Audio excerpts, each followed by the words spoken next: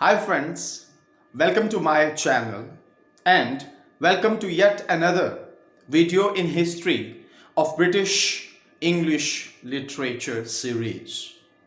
Till now we have covered two major videos. Number one is Anglo-Saxon period and the next is Anglo-Norman period. Anglo-Norman period में हम एक video discuss कर चुके हैं जो before चौसर है. Today we are going to discuss as of Chaucer. As of चौसर में हम लोग कुछ हिस्टोरिकल बैकग्राउंड देखेंगे. उसके साथ साथ हिस्टोरिकल बैकग्राउंड में क्या क्या हुआ, जैसे कि 100 Years वॉर, इसी तरीके से पेजेंट रिवोल्ट, और उसके साथ साथ हम लोग ब्लैक डेथ को डिस्कस करेंगे.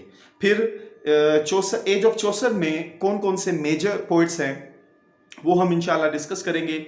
चौसर के ऊपर फोकस किया जाएगा और उनके सबसे मेजर वर्क्स जो हैं वो भी डिस्कस किए जाएंगे. बढ़ते हैं वीडियो की तरफ.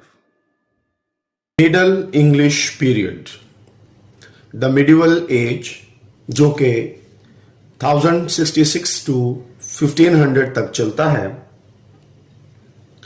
इस पीरियड को 3 हिस्सों में डिवाइड किया जाता है. एंग्लो नॉर्मन पीरियड, जिस पर मैं एक वीडियो बना चुका हूं, उसके ये बिफोर चौसर एज है. उसके बाद आती है एज ऑफ चौसर, जो 1343 से शुरू होती है 1400 तक. उसके बाद एज ऑफ रिवाइवल है, उसके ऊपर मेरी नेक्स्ट वीडियो आने वाली है. तो आज हम डिस्कस करने जा रहे हैं as of Chaucer, the first significant literary as in English literature. सबसे पहले हम हिस्टोरिकल बैकग्राउंड को देखेंगे. हिस्टोरिकल बैकग्राउंड जो है वो 3 मेजर इवेंट्स पर मुश्तमिल है. नंबर 1, 100 Year वॉर, ये 1337 से 1453 तक चलती रही. दूसरा मेजर हिस्टोरिकल इवेंट जो था वो ब्लैक डेथ था एज ऑफ चौसर में. ये 1348 से शुरू हुआ और 1349 तक रहा. और तीसरा मेजर इवेंट है पीजेंट्स रिवोल्ट. ये मई 1381 टू नवंबर 1381 तक रहा. तो हिस्टोरिकल बैकग्राउंड में सबसे पहला इवेंट 100 Years वॉर, ये 1337 से शुरू हुई 1453 तक. ये बेसिकली जंग थी 2 किंगडम्स के दरमियान, kingdoms of England and kingdom of France. ये बेसिकली 116 साला जंग थी, 116 Years वॉर थी, लेकिन ये मशहूर है 100 Years वॉर से. अब हमने थोड़ा सा इसे समझना है कि ये बेसिकली क्या वजह हुई. अमूमन यही समझा जाता है कि फ्रेंच रेवोल्यूशन जब आया तो ब्रिटेन पर जो मकामी लोग थे वो ये चीज बर्दाश्त ना कर सके कि उनके ऊपर जो है अब हुक्मरानी हो रही है, तो वो जंग शुरू हुई. लेकिन इसकी एक और सबसे बड़ी वजह ये थी कि मेन क्लैश जो था ये वो गिवेन का था. गिवेन एक जगह का नाम था. ये बेसिकली 1152 में एलेनोर ऑफ एक्विंटेन थी, उनके पास थी ये, जो उनकी शादी हुई हेनरी डोम के साथ, तो उन्हें ये मिली थी ये जगह. तो उसके ऊपर मतलब दोबारा हमला हुआ. फ्रेंच जो थे वो इसे कबूल नहीं कर रहे थे, तो उन्होंने फिर उसे जंग करके दोबारा हासिल कर लिया 1153, मतलब 1 साल के बाद. फिर एक मुआहिदा हुआ, मतलब इस दौरान फिर ये हुआ कि मुख्तलिफ झड़पें होती रहीं. तो एक मुआहिदा हुआ 1259 में. हेनरी III, जो इंग्लैंड के उस वक्त बादशाह थे, और लुइस IX, जो फ्रांस के थे, उनके दरमियान एक मुआहिदा तय हुआ.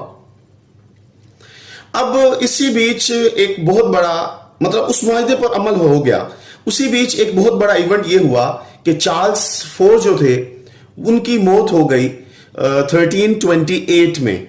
तो अब जब वो वफात पा गए तो उनका जो अमूमन तो ये होता है ना कि जो उनका जानशीन उनकी अपनी औलाद में से कोई होता है, लेकिन उन्होंने जब उनकी डेथ हुई तो उनके पास उनकी जो औलाद थी उनमें कोई बेटा नहीं था जो उनकी جو گدی ہے اسے سنبھالتا. اب یہاں پر پھر دوبارہ کلیش جو ہے وہ شروع ہوا. ایڈورڈ تھرڈ آف انگلینڈ جو تھے, who denied his claim, انہوں نے کہا کہ اگر ان کا بیٹا نہیں ہے تو میں پھر کلیم کرتا ہوں کہ میں بادشاہ بننا چاہیے مجھے, تھرو ہز مدر ایزابیلا. یہ بیسیکلی سسٹر بہن تھی چارلز فور کی, تو ان کی بہن کا بیٹا جو ہے نا اس نے کہا کہ میں اس کا بادشاہ بنتا ہوں. اس کے بعد پھر آتا ہے جی فلپ. یہ بیسیکلی کاؤنٹ آف ویلوس تھے, یہ son of Philip fourth's brother Charles. اب ذرا نوٹ کیجئے گا کہ فلپ فور جو تھے ان کے بھائی چارلز کا یہ بیٹا تھا. اب اس نے کہا کہ میرا حق بنتا ہے کہ میں بادشاہ بنوں, تو ان کے درمیان جو ہے ایک جھڑپ شروع ہو گئی. اب پھر بھی مسئلہ تقریباً سالو ہو گیا, لیکن رابرٹ تھری جو تھے آرٹس کے, یہ گرینڈ سن تھے فلپ فور کے کزن کے, تو انہوں نے کیا کیا, انہوں نے لڑائی دوبارہ شروع کر دی فلپ کے ساتھ. یعنی فلپ کو یہ اختیار دے دیا گیا تھا, تو پھر انہوں نے لڑائی شروع کر دی. اس سے پھر یہ ہوا کہ ایک سلسلہ شروع ہو گیا کنفلکٹس کا, جھگڑوں کا, اور نتیجہ کیا نکلا جی, یہ پھر 100 years وار چلتی رہی اسی کے اوپر ہی, اور نتیجہ یہ نکلا کہ کچھ بھی حاصل نہ ہوا, اور یہ مطلب اس میں جان و مال کا نقصان ہوا, اور مطلب حاصل وصول اس میں کچھ نہیں تھا. بہت زیادہ فائنینشلی پرابلمز بھی ہو گئی. نیکسٹ ہسٹوریکل بیک گراؤنڈ میں بہت ہی میجر ایونٹ ہے بلیک ڈیتھ. یہ 1348 سے 1349 تک کا بیسکلی, چونکہ چوسر کے دور میں یہ ایک سپیل تھا برطانیہ میں. ویسے یہ یورپ میں بہت پہلے شروع ہو گئی تھی, لیکن برٹن میں یہ 1348 سے 1349 میں رہی. اسے ببونک پلیگ بھی بولتے ہیں, مطلب ببون بولتے ہیں جو جسم کے اوپر مختلف گمڑے نما بن جاتے ہیں پورے جسم کے اوپر, تو اسے ببونک پلیگ بھی کہا جاتا ہے. اس کی وجہ کیا ہے جی, بخار ہوتا ہے, شدید بخار ہوتا ہے, اور اس کی سب سے بڑی وجہ یہ ذرا نوٹ کر لیجئے گا, امتحانی نقطہ نظر سے بہت اہم ہے. یہ ایک وائرس ہے, بیکٹیریم یرسینیا پیسٹس.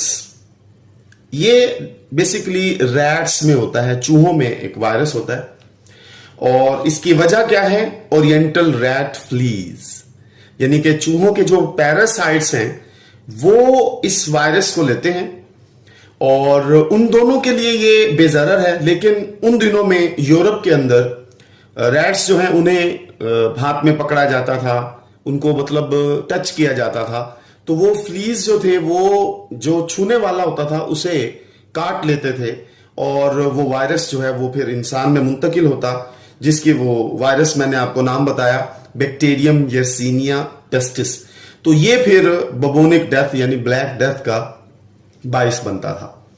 اب تقریباً 17,000 پیپل ڈائیڈ ایوری ڈے. اب یہ دیکھ لیجئے کہ شرح اموات کتنی تھی, اس کی وجہ سے کہ ہاسپٹلز میں جگہ کم پڑ گئی, پتہ نہیں لگ رہا تھا. جیسے آپ نے ابھی کووڈ جو ہے اس میں دیکھا آپ نے کہ شروع میں آئیڈیا نہیں ہو رہا تھا کہ اس کی وجہ کیا ہے. تو 17,000 پیپل ڈائیڈ ایوری ڈے. اس دن جب آبادی جو تھی وہ اتنی زیادہ نہیں تھی, پھر بھی تقریباً 17,000 لوگ جو تھے روزانہ مر رہے تھے. اب اس بلیک ڈیتھ جو ہے یہ بعد میں بھی آئی, مطلب یہ ایک سیریز میں آتی رہی. پھر 1361 to 62 میں آئی ہے دوسری دفعہ, اور یہ جو تھی یہ اس میں 20% جو ہے پاپولیشن جو ہے وہ ڈائیڈ ہو گئی, مطلب اس کے اموات ہو گئی تھی 20%. پھر تھرڈ انٹری ہوئی 1369 میں, اس کو پیسٹیلنس کا نام بھی دیا جاتا ہے. یہ اس دفعہ جب جو تھی یہ بچوں کے لیے بہت ہی خطرناک تھی, فیٹل ٹو چلڈرن. پھر 1374 to 1378 میں بھی آئی, اور یہ اس سال کی سب سے بدترین پلیگ تھی, جس میں 1/3 آف انگلش پاپولیشن ڈائیڈ. اب اس کے بارے میں آپ کو اس لیے بھی بتا رہا ہوں کہ پیپر کے نقطہ نظر سے تو یہ اہم ہے, لیکن سب سے اہم بات یہ ہے کہ چونکہ ہم ایج آف چوسر پڑھ رہے ہیں, تو چوسر کے सर्वाइवल देखें कि किस तरीके से वो इस ब्लैक डेथ से महफूज रहे। तीसरा सबसे अहम इवेंट जिसे हिस्टोरिकल बैकग्राउंड में पीजेंट्स रिवोल्ट कहते हैं, ये चंद महीनों पर मुश्तमिल था, मई 1381 से नवंबर 1381 तक। इसको वॉट टायलर्स रिबिलियन भी कहा जाता है। ये वॉट टायलर्स जो थे, इन्होंने इनकी मतलब जेर निगरानी ये बगावत आई थी। First great popular rebellion in English history, अंग्रेजी तारीख में ये सबसे पहली मशहूर बगावत थी। Wide spread wish for freedom from old administrative control. बहुत सारे लोग इसकी और भी वजूहात बयान करते हैं, मैं भी आपके साथ शेयर करूंगा, लेकिन एक सबसे बड़ी वजह यह थी कि जो एडमिनिस्ट्रेटिव कंट्रोल था एक ही खानदान के पास, तो लोग जो थे वो जमा हुए कि वो उससे आजादी हासिल करना चाहते हैं। दूसरी सबसे अहम वजह, बड़ी वजह जो थी वो ये थी कि लेबरर्स जो थे उनके जो वेजेस थे had Ryzen due to black death. अब ब्लैक डेथ की वजह से बहुत सारे मजदूर जो थे उनकी अमवात हो गई। अब मजदूर कम थे और एरिस्टोक्रेटिक फैमिलीज जो थी उन्हें मतलब मजदूरों की जब तलब थी तो कम मजदूरों की वजह से उन्होंने अपने वेजेस जो हैं उन्हें हाई कर दिया, और उसका जो है ना नतीजा ये निकला कि उनके ऊपर क्या कहते हैं जी, इम्पोज हो गए टैक्सेस। और 100 ईयर वॉर्स चल रही थी उस दौरान, तो उसकी वजह से भी बहुत सारे मजदूर जो थे वो कत्ल हो रहे थे, मर रहे थे। तो इसके इम्पैक्ट भी थे इस बगावत के पीछे। और जैसे मैंने आपको बताया कि इस बगावत की एक सबसे बड़ी वजह यह भी थी कि जब अशराफिया ने देखा कि ये मजदूरों ने अपना चार्जेस बढ़ा दिए, तो उन्होंने इनके ऊपर एक टैक्स आयद किया जिसे पोल टैक्स भी कहते हैं। ये 1377 में आयद किया गया, फिर 1379 में आयद किया गया और फिर 1380 में।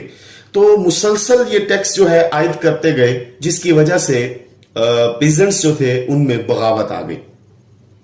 मैं अपनी एक वीडियो में ये भी एंग्लो सैक्सन जो मैंने वीडियो अपलोड की थी उसमें मैं ये भी बता चुका था कि ब्रिटेन जो है वो एक जरखेज इलाका था, सरसब्ज इलाका था, और नॉर्मन एंग्लो नॉर्मन कंक्वेस्ट सिर्फ इसी वजह से भी हुई थी कि जो नॉर्मन्स थे उन्हें अपनी रोमन्स थे उन्हें अपनी जायदाद को, अपने मतलब इतनी बड़ी सल्तनत को खाना खिलाने के लिए एक ऐसी जगह की जरूरत थी जो बहुत जरखेज हो। तो यहां पर किसान जो थे उनका बहुत ही असर रसूख था। अब Essex to London to obtain justice from 14 years old Richard II। अब यहां पर देखिए जी, लोग एसेक्स से जमा हुए लंदन में और उन्होंने एक 14 साला रिचर्ड II जो उस वक्त बादशाह था उससे इंसाफ के लिए वो सारे जमा हुए। तो यहां पर इन्होंने जॉन ऑफ गॉड्स जो हैं उनका सेवी पैलेस था उस पर भी हमला कर दिया था। दोस्तों, जॉन ऑफ गॉड के बारे में जहन में रखिएगा, इनके बारे में बाद में भी मैं बात करूंगा, बहुत ही अहम बात है। फिर जब रिचर्ड जो थे उन्होंने फिर कहा कि ये मामला गंभीर होता जा रहा है, तो उन्होंने फिर वॉट टायलर को कहा कि वो उससे मुलाकात करे। अब वॉट टायलर के साथ मुआहिदा हो रहा था, तो उनके एक ड्यूक थे, उन्होंने हमला किया और वॉट टायलर जो है उसी मीटिंग में कत्ल हो गया। अब जब कत्ल हुआ तो रिचर्ड II जो है उन्होंने उन हजूम से एक बहुत ही तारीखी जुमला बोला, वो ये है कि your leader is dead, follow me, I am your leader. कि आपका जो लीडर है उसको वो कत्ल हो गया है, मर गया है, अब मेरी पैरवी कीजिए, मैं आपका लीडर हूं। उससे ये हुआ कि तमाम लोग जो थे वो उन्होंने बादशाह की बात में आ गए और बादशाह ने फिर बाद में अपनी मतलब जुबान से मुकर गए और उन्होंने मतलब उन्हें कहा कि आपको कुछ नहीं कहा जाएगा। तो सब ने बगावत को तर्क कर दिया।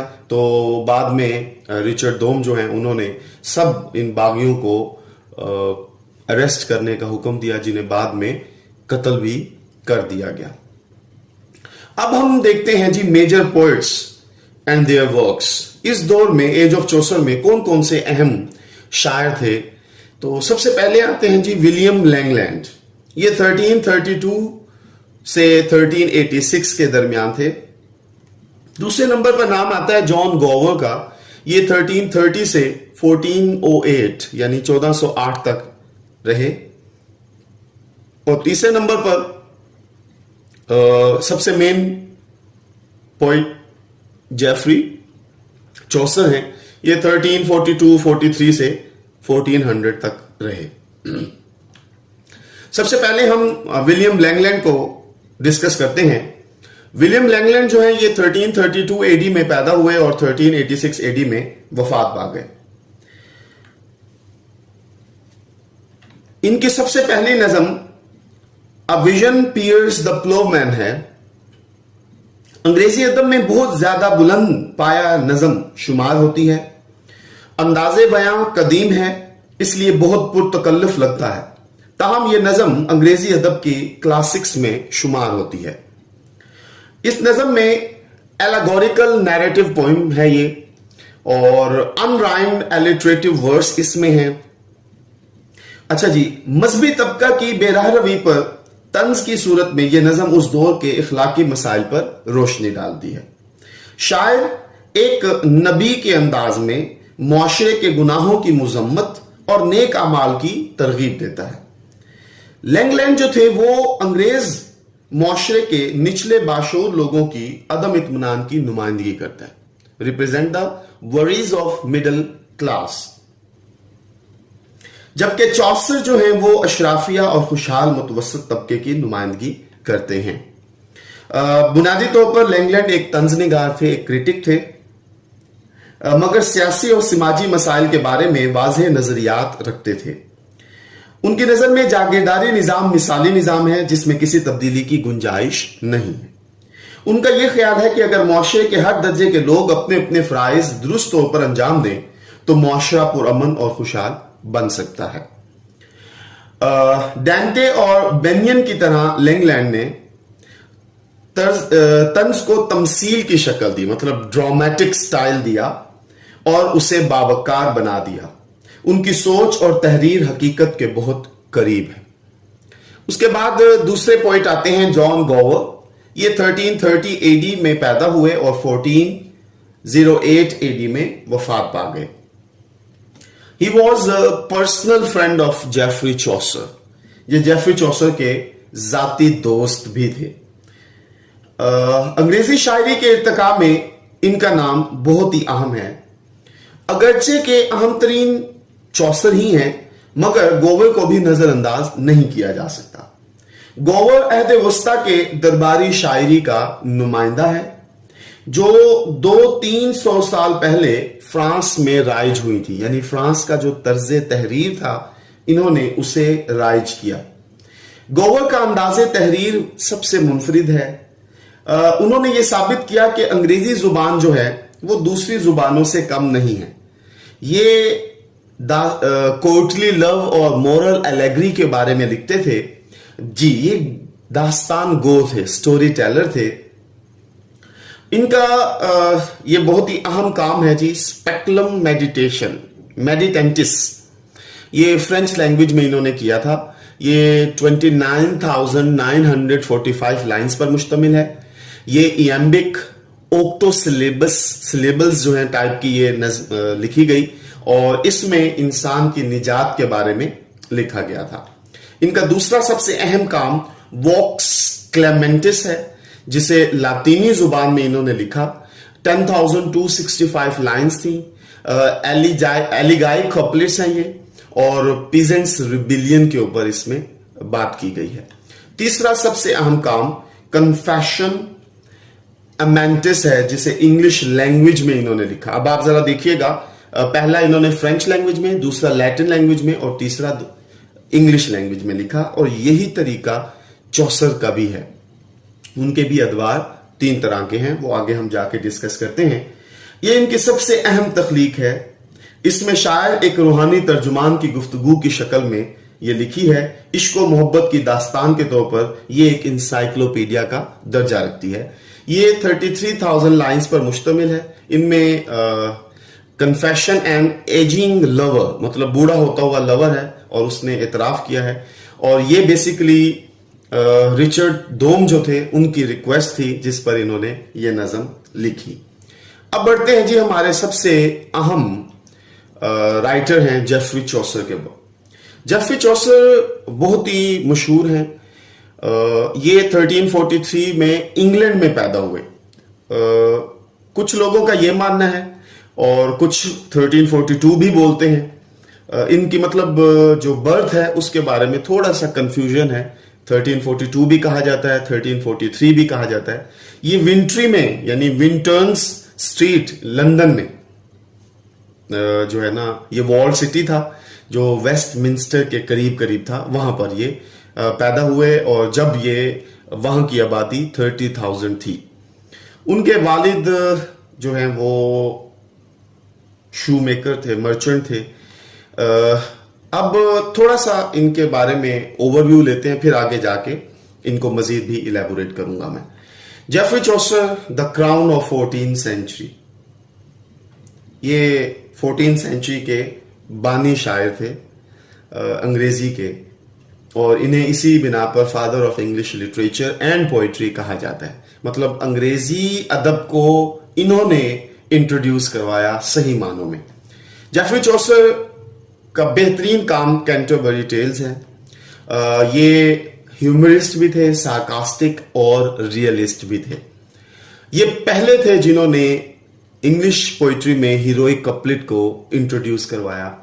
ये पहले थे जिन्होंने इटालियन लिटरेचर को इंट्रोड्यूस करवाया। ये पहले थे जिन्होंने मीटर और स्टैंजा को इंट्रोड्यूस करवाया। ये पहले थे जिन्होंने रोमन रॉयल को इंट्रोड्यूस करवाया। ये 6 लाइन स्टैंजा होता है जिसमें इयमिक पेंटामीटर को इस्तेमाल किया जाता है। और इन्होंने ही साइकोलॉजिकल एनालिसिस किया था कैरेक्टर्स का, जो इनकी शोहरा आफाक कैंटरबरी टेल्स में बयान होता है। जेफरी चौसर के बारे में हम मजीद पढ़ेंगे, इनका ब्रीफ इंट्रोडक्शन देखते हैं। ये बहुत ही अमीर मर्चेंट फैमिली से इनका ताल्लुक था, बहुत ही अमीर फैमिली थी। लेकिन अच्छा जी, चौसर जो है, चूंकि ये इनका सर नेम है, फैमिली नेम है, ये एक फ्रेंच वर्ड है चौसर, जिसका मतलब है शू मेकर, मतलब मर्चेंट। इनके वालिद साहब का नाम जॉन चौसर और वालदा का नाम एग्नेस कॉप्टन था। इनके बारे में रिकॉर्ड्स जो हैं वो 400 रिकॉर्ड्स अवेलेबल है। बहुत ही अहम बात है कि मतलब ये अपने वालदैन के साथ मर्चेंट ना बने, ये तिजारत में ना गए, बल्कि इन्होंने कोड जो है उसे अप्लाई किया। बहुत बड़ी बड़ी पोस्ट पर ये रहे, हम आगे डिस्कस करेंगे। कस्टम्स में रहे, किंग्स वर्क्स के तौर पर क्लर्क भी रहे, डिप्लोमैट भी रहे, और मुख्तलिफ जगहों पर भी इन्होंने सैर की। तो इनके जो रिकॉर्ड्स हैं वो 400 हैं without not as a poet, यानी कि 400 टाइम्स इनके रिकॉर्ड्स अवेलेबल हैं, क्योंकि ये कोर्ट्स में अवेलेबल थे। विलियम लैंगलैंड और जॉन गोवर भी बहुत अच्छे पोइट थे, लेकिन उनके बारे में हमें इतनी मालूमात नहीं मिलती। ये चूंकि कोर्ट्स में रहे थे तो इनके रिकॉर्ड्स जो हैं वो 400 रिकॉर्ड्स अवेलेबल हैं। इन्होंने मिडल इंग्लिश को एक शानदार इख्तिताम दिया। जुबान के इस्तेमाल में इन्होंने फन शायरी को बहुत नाजुक, लचकदार और शाइस्ता वसीला का इजहार करार दिया। अंग्रेजी को फ्रांसीसी और लातीनी जुबान के हम पल्ला अदबी जुबान बना दिया। यूरोपीय कल्चर पर गहरी नजर और अंग्रेजी कल्चर के बरह रास्त मुशाहिदे की बिना पर इन्होंने कल्चर की जो अक्कासी की वो अपनी मिसाल आप थी। पुरसुकून और मुतजस्सिस रवैये की बुनियाद पर इन्होंने इंसानी फितरत के मुख्तलिफ सूरतों को हमदर्दाना तंज और मिजाह के जाविये से देखा और बहुत मौसर अंदाज में पेश किया। इनका तंज शदीद नहीं, लतीफ तंज है। वो जुर्म से तो नफरत करते हैं, मुजरिम से नहीं। उनका ये इंसान दोस्त यानी ह्यूमैनिटेरियन रवैया हर तरह के तासुब से पाक है, मतलब ये बायस नहीं थे। इसलिए इन्हें सेकुलर शायर भी कहा जा सकता है। खुशकिस्मती से इन्हें हर तबके के लोगों के साथ मिल बैठने के मौके नसीब हुए, इसलिए इनकी शायरी में हर तबके, हर कबीले के किरदारों की अक्कासी मिलती है। चौसर जो थे शाही दरबार से वाबस्तगी की बुनियाद पर सफारती फराइज भी सरंजाम देते रहे। तो इसी सिलसिले में وہ مختلف جگہوں پر گئے. انہوں نے 3 بادشاہوں کو سرو کیا جن میں ایڈورڈ 3, رچرڈ دوم اور ہنری 4 ہیں. یہ رائل کورٹ کے ممبر رہے. کاؤنٹس آف السٹر کے پاس یہ ایک بہت بڑی ذمہ داری کے طور پر رہے. انہوں نے انگلش آرمی میں بھی شمولیت اختیار کی. 100 ایئرز وار جو ہے انہوں نے فیس کی. بلیک ڈیتھ انہوں نے فیس کی. اور ایک سب سے اہم واقعہ ہوا, یہ 1360 میں اریسٹ ہو گئے تھے 100 ایئرز وار میں, اور انہیں 16 پاؤنڈ کی بہت بھاری رقم دے کر چھڑوایا گیا تھا. یہ اس دور کی بات ہے جب 1 پاؤنڈ 6 مہینے ایک آدمی استعمال کر سکتا تھا. تو اتنی بڑی رقم دے کر انہیں چھڑوایا گیا تھا. پھر یہ ہوا کہ کنگ ایڈورڈ جو ہیں وہ 1377 میں وفات پا گئے اور ان کی جگہ لی رچرڈ دوم نے. اور ایک بہت ہی بڑے رائٹر ہیں جان وکلف, انہوں نے بائبل کو ٹرانسلیٹ کیا تھا. اور سب سے اہم بات یہ کہ ان کی وجہ سے ایک لولارڈ موومنٹ شروع ہوئی تھی جس میں پروٹیسٹنٹ جو ہیں انہیں انفلوئنس کیا گیا تھا. تو یہ چیزیں آپ نے پیپر کے نقطہ نظر سے ذہن نشین رکھنی ہیں. شاعر کی حیثیت سے چوسر کی کچھ تربیت فرانسیسی اور لاطینی ادب کے مطالعے سے ہوئی, کچھ زندگی کے تجربات اور مشاہدے سے, ورنہ تو وہ محض کتابی کیڑا تھے.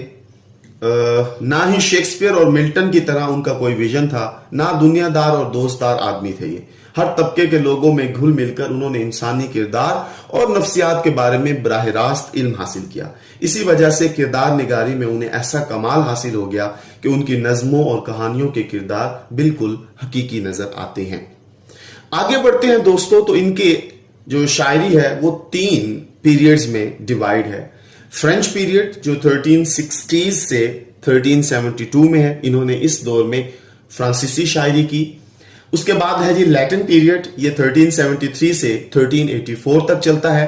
اور لاسٹ ہے جی انگلش پیریڈ, بہت ہی اہم پیریڈ ہے, یہ 1385 سے 1400 تک چلتا ہے. تو بات کرتے ہیں جی سب سے پہلے فرانسیسی ماڈلز کی. فرینچ پیریڈ میں سب سے اہم کارنامہ جو تھا ان کا, وہ اس دور کی بہت ہی مشہور طویل فرانسیسی نظم تھی جس کا نام تھا لے رومن دی لا روز. انہوں نے اسے ٹرانسلیٹ کیا اور نام انہوں نے اس کا رکھا تھا روماؤنٹ آف دا روز. انگلش میں اس کا ترجمہ کیا گیا. یہ نظم عہد وسطیٰ کے فرانسیسی, رومانوی اور درباری داستانوں پر مبنی ہے. اس ترجمے کو چوسر کی شاعری کا آغاز کہا جا سکتا ہے. اس کے بعد انہوں نے دا بک آف ڈچز کے عنوان سے ایک منظوم مرثیہ, یہ ایک ایلیجی ہے, 1368 سے 1372 میں انہوں نے یہ لکھی تھی. اور یہ بیسیکلی کومیموریٹ تھا ڈچس بیلنچے آف لینکاسٹر کے, جو وائف آف جان گانٹ ہیں, جن کا میں نے آپ کو پہلے ذکر کرتے ہوئے کہا تھا کہ میں بعد میں ان کے بارے میں بتاؤں گا. یہ کنگ ایڈورڈ 3 کے بیٹے تھے اور ان کی بیوی تھیں جو بلیک ڈیتھ میں مر گئیں. تو اس پر انہوں نے یہ دا بک آف ڈچز کے نام سے شاعری کی تھی. یہ جان گانٹ جو ہیں یہ بعد میں ان کے بردر ان لا بھی بنے, یعنی کہ انہوں نے تیسری شادی جیفری چوسر جو ہیں ان کی سسٹر, جو کہ ایک نن تھی, راہبہ تھی, ان کے ساتھ شادی کی تھی. تو اب آپ دیکھ لیجئے کہ ان کا کتنا اثر رسوخ تھا. اچھا, ایک چیز آپ کو اور بھی بتا دوں کہ یہ مرثیہ کے انداز میں یہ لکھی گئی نظم تھی, اور اس دور میں اے بی سی کے عنوان سے مذہبی شاعری کے انداز میں لکھی گئی نظم بھی چوسر کی ابتدائی شاعری میں شمار ہوتی ہے. اس نظم کا ہر بند یعنی سٹینزا جو ہے حروف ابجد یعنی الفابیٹ کے ایک ایک الگ الگ حرف سے شروع ہوتا ہے. بہت اہم جانکاری ہے یہ. پھر ان کا دوسرا پیریڈ دیکھتے ہیں جو کہ لیٹن پیریڈ ہے. چوسر کے دوسرے دور کو جو 1373 سے 84 تک ہے, اسے اٹالین جو ایفیکٹ ہے اثرات کے تحت لکھی گئی نظموں میں, جن میں بالخصوص ڈانٹے ہیں جن کی ڈیوائن کامیڈی ہے, اور بوکیشیو ہیں جن کی نظموں سے یہ بہت زیادہ متاثر ہوئے.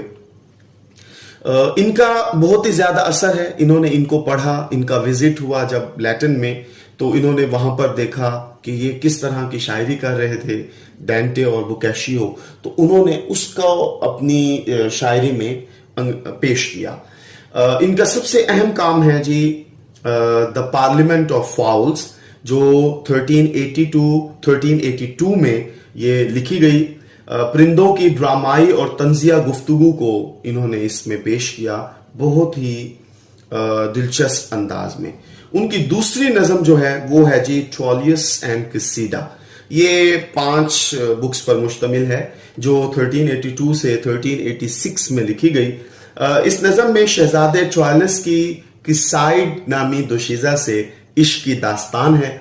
عورت کی مظلومیت کی عکاسی کی جاتی ہے دا اسٹوری آف گزلڈ میں بہت ہی خوبصورتی کے ساتھ.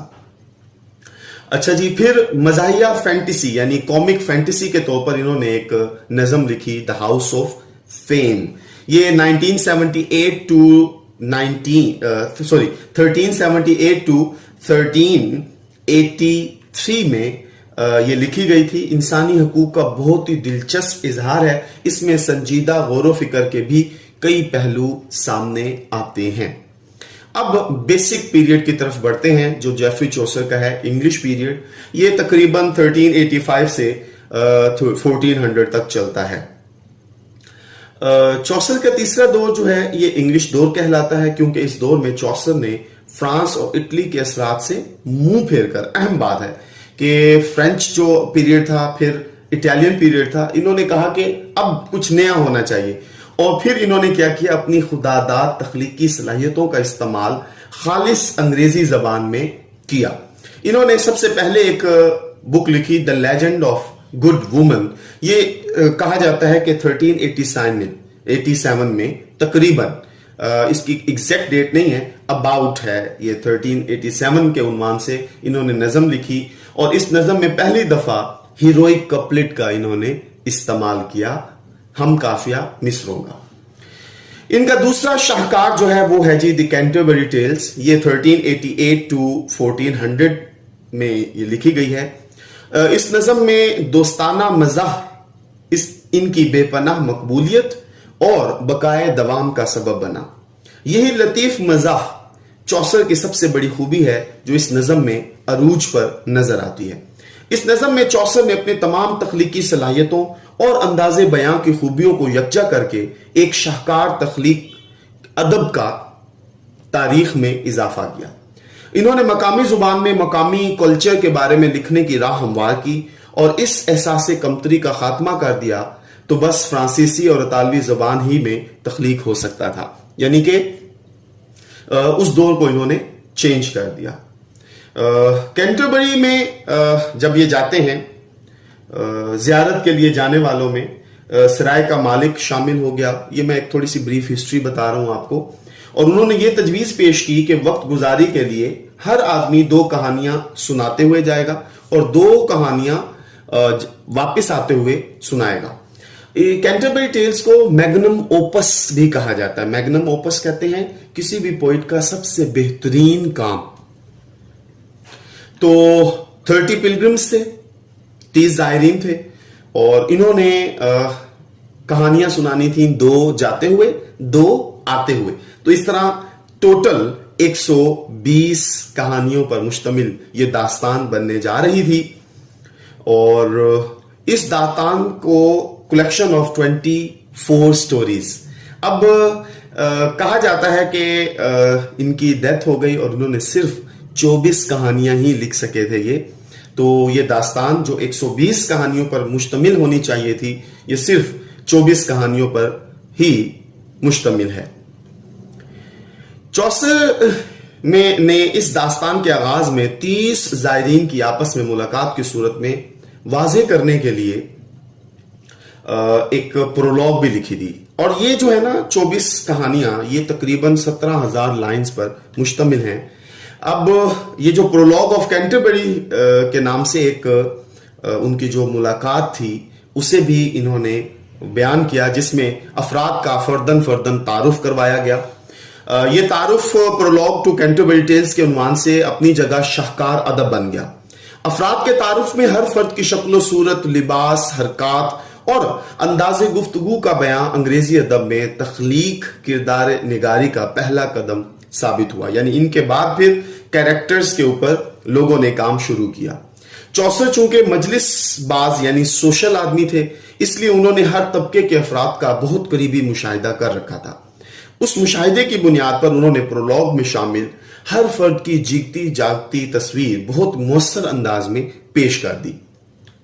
کرداروں کی ورائٹی کو دیکھ کر معروف نکات اور شاعر ڈرائیڈن نے کہا "Here's God's plenty".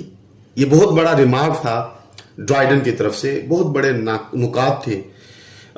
Last poet of his age, Chaucer جو ہیں یہ اپنے دور کے آخری شاعر ہیں. ہر کردار کی گفتگو اس کے طبقے اور استعداد کی آئینہ دار ہے. چوسر نے ان کی خامیوں اور کمزوریوں کو بھی ہمدردانہ مزاح کا رنگ دے کر اس طرح پیش کیا کہ ان کی ان خامیوں کمزوریوں پر بھی پیار آتا ہے. کرداروں سے ہمدردی کا یہ رویہ شیکسپیئر اور چارلز ڈکنز کے ہاں بھی دیکھنے میں آتا ہے. تاہم کرداروں کو اس انسان دوست ہیومنٹیرین انداز میں پیش کرنے کا آغاز چوسر نے ہی کیا. چوسر نے کینٹربری ٹیلز میں ڈرامائی انداز اختیار کر کے ایک طرف تو ڈرامہ نگاری کی راہ ہموار کی، دوسری طرف کردار نگاری سے انہوں نے ناول نگاری کے امکانات کی راہ بھی دکھا دی. تو اب دیکھ لیجئے کہ ان سے پھر معیوب ہو کر سمجھ کر ڈرامہ اور ناول میں بھی کام شروع ہو گیا. آگے چل کر کینوس کی وسعت اور کرداروں کی ورائٹی انگریزی ادب کا ترہ امتیاز بن گئی. چوسر کا یہ کمال تھا کہ انہوں نے انگریزی زبان اور ادب کو بلوغت کی یعنی کہ سب سے اہم منزل تک پہنچا دیا. عہد وسطیٰ کی انگریزی زبان و ادب جسے مڈل انگلش کے کسی اور شاعر یا ادیب میں چوسر جیسی فنی مہارت، نظر کی وسعت اور انسان دوستی دیکھنے میں نہیں آتی. یہ خوبیاں چوسر کے بعد شیکسپیئر نے پہلے کسی اور شاعر یا ادیب کی تحریروں میں ہمیں نظر نہیں آتی. تکنیک اور بصیرت کا ایسا امتزاج صرف شیکسپیئر کے ہاں ہی نظر آتا ہے. داستان گوئی کے فن میں شیکسپیئر سے پہلے چوسر کا کوئی بھی ہم پلہ نظر نہیں آتا. تو انہیں ہم last poet of his age بھی کہہ سکتے ہیں. اب سب سے اہم بات یہ ہوئی کہ 1400 میں جب یہ وفات پا گئے تو چونکہ یہ ویسٹ منسٹر میں رہتے تھے، کورٹس میں ہم نے ڈسکس کیا کہ ان کا بڑا اثر رسوخ تھا، تو انہیں ویسٹ منسٹر ایبے میں دفن کر دیا گیا. تو ویسٹ منسٹر ایبے کو بعد میں پوئٹس کارنر کے طور پر نام دیا گیا. تو تقریباً 150 سالوں کے بعد، ٹھیک ہے، مطلب ایک اور آدھی صدی، 1.5 صدی کے بعد ان کو جہاں پر یہ دفن کیا گیا تھا وہاں سے انہیں نکال کر ان کا ایک مقبرہ بنایا گیا. اور یہ واحد پہلے ہیں جنہیں پوئٹس کارنر میں دفن ہونے والے یہ واحد ہیں. ان کے بعد پھر بہت سارے اور بھی مشہور و معروف نام جو ہیں وہ پھر ویسٹ منسٹر ایبے. تھوڑا لمبا ہو گیا لیکن میں نے کوشش کی کہ ہسٹوریکل بیک گراؤنڈ اس دور کے جتنے بھی پوئٹس تھے انہیں، اور خاص طور پر جو میجر ہمارے پوئٹ ہیں جیفری چوسر، ان کے بارے میں آپ کو مکمل انفارمیشن دوں. اگر یہ ویڈیو اچھی لگی ہے تو اسے اپنے دوستوں کے ساتھ شیئر کیجئے، چینل کو سبسکرائب کیجئے. خوش رہیں، خوشیاں بانٹیں، اپنا خیال رکھیں، اپنے دوستوں کا خیال رکھیں. اللہ حافظ و ناصر.